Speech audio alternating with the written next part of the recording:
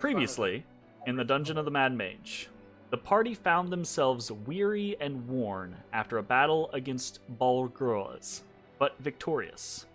They headed back to the River Coven to report their success and claim the fruits of their labor.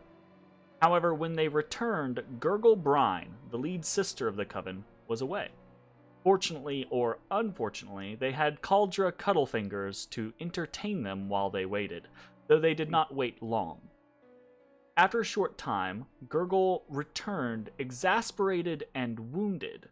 The Coven immediately distanced themselves to discuss private matters, but soon enough returned to the party.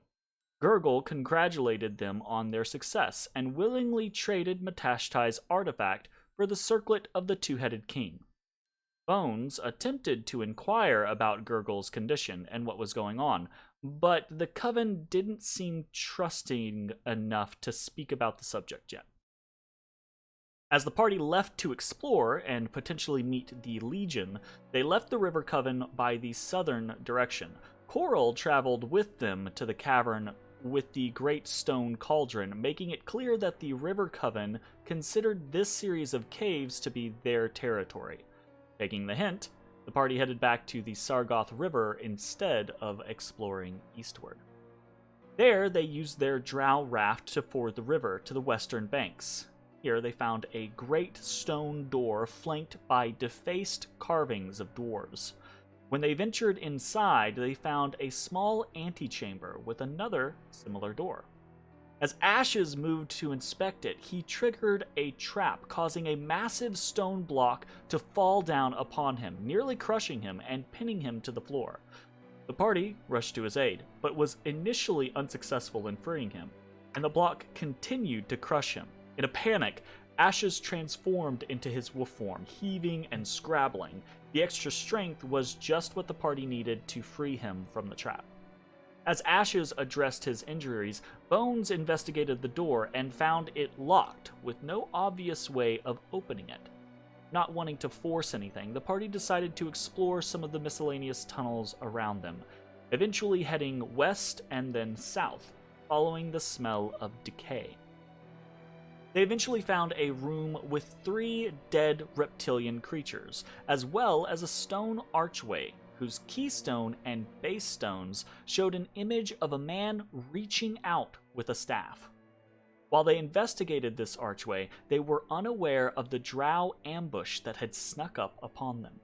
The drow launched their assault, initially targeting Ezrah before Bones pulled him out of the way. The party weathered a volley of crossbow bolts, and none of them succumbed to the famous drow poison, or at least not to its greatest extent. After that, a fierce melee ensued, with the party quickly gaining the upper hand. The leader of the drow faced off against Ashes, and actually succeeded in wounding him greatly, giving the party a momentary pause as Ashes struggled to control his feral side. But in the end, he succeeded, and the party cut the drow down. Afterwards, the party found the drow's camp to the south on the other side of the Sargoth River, with access only being available via swinging rope or by climbing 8 feet up out of the water. The party decided that this location was safe enough for their first camping experience in Undermountain. More importantly, the party was worried that they wouldn't be able to safely make it back through drow territory. So, our party set watch, rested for the evening, telling tales around a campfire. At third watch, Ashes heard elvish speech across the river and roused the party, but nothing came of the situation. Now, as the rest of the party sleeps, Ezrah watches over them, staring out into the darkness, waiting. Hey everybody, thanks for watching. If you enjoyed the video, consider leaving a like, commenting, or subscribing. It really helps me out. If you'd like to see me live, head over to my Twitch at twitch.tv/thedistanthorizon.